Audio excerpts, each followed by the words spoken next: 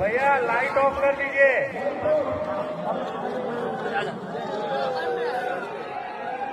बोलो बोलो बजरंग बली की। 7, 6, 5, 4, 3, 2, 1।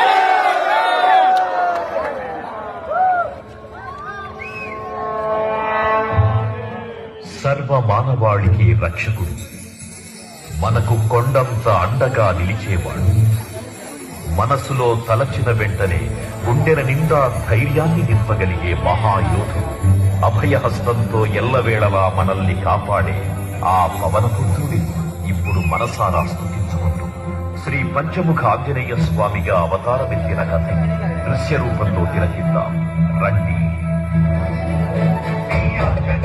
ప్రసన్నాంజనేయం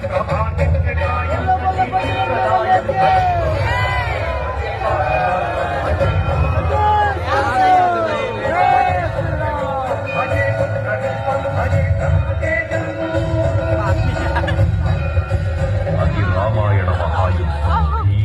శ్రీరామచంద్రుని సారథ్యం వానర సైన్యంతో విజృంభిస్తూ లక్ష్మణస్వామి తనతో పోరాటం చేస్తున్న రావణుడి కుమారుడు ఇంద్రజిత్ తలని బాణంతో ఒక్క వేటుతో వేరు చేశాడు. ఇంద్రజిత్ మరణ వార్త విన్న రావణుడు ఆవేశంతో ఊగిపోయాడు. ప్రతీకారం కోసం పాతాళ లోకాధిపతి తన సోదరుడు అయినటువంటి మహిరావణుడి సహకారం కోరాడు.